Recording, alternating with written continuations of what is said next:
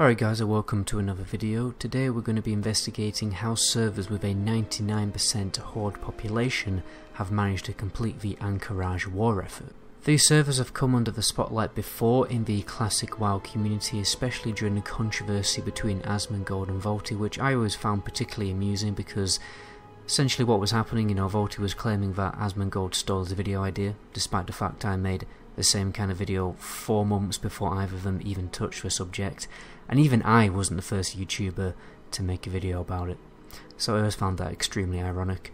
Moving on to the topic at hand, you're probably thinking that, well, if a server has barely anybody playing on the Alliance side, then surely it's impossible to get the war effort done, and this content patch will be the final nail in the coffin to force people on the Horde side to change server. Unless people go through, the immense effort of making a new account to roll Alliance and farm the resources.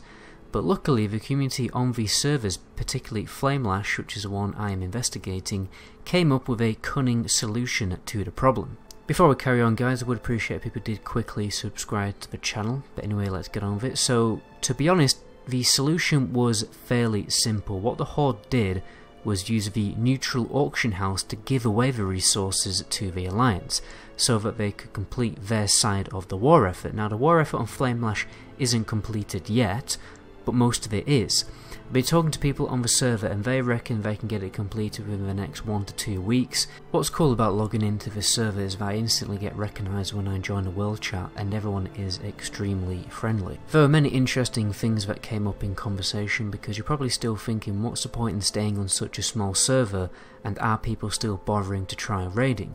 And as a matter of fact, there is still a raiding guild on the Alliance side on this server. There is only one raiding guild, but it's obviously better than nothing. And from what I can work out, because the server only has one guild, the server is much smaller and has a much friendlier community. It's like the difference between living in a city. I mean, I grew up in the village of Windermere in the Lake District. Most of my family were only a stone's throw away, some were even on the same street. Majority of my friends also live just around the corner. I used to be friendly with both my neighbours and my friends' neighbours, etc, etc. The point is I'm trying to make is that you just know people more when you're in a small community. When I lived in Manchester, I didn't even know my neighbours or anybody on the street. My friends were always miles away at the other end of Greater Manchester, which was normally a £50 taxi fare if you went out drinking, and people in that city were a lot less friendly. Once somebody actually got out of their car in front of my car, opened my door, stole my keys and tried to drag me out of the car. In my experience, the bigger the city, the less friendly people are, and the exact same applies to World of Warcraft servers. In my home village, if somebody was on the wrong side of the law, the majority of the village would know about it pretty quickly. If somebody ninja loots on a small WoW server, everybody knows about it, okay? On bigger servers, you can get away with poor antisocial behaviour like leaving groups early, ninja looting, and just generally being quite impolite. So this is why I can thoroughly understand why people would want to stay on this server. People were even telling me that they were friendly with the players on the Horde side. And when people leave groups early, it can be really very frustrating. And obviously the huge downside, well, one of the huge a subjective downside to this server is that you can't quickly join a raiding pug, and it may be difficult for you to get a simple dungeon group or something like that.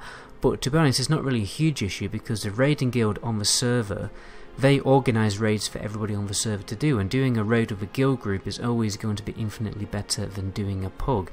The other day I did a Nax 25 pug on a Wrath server that I play on.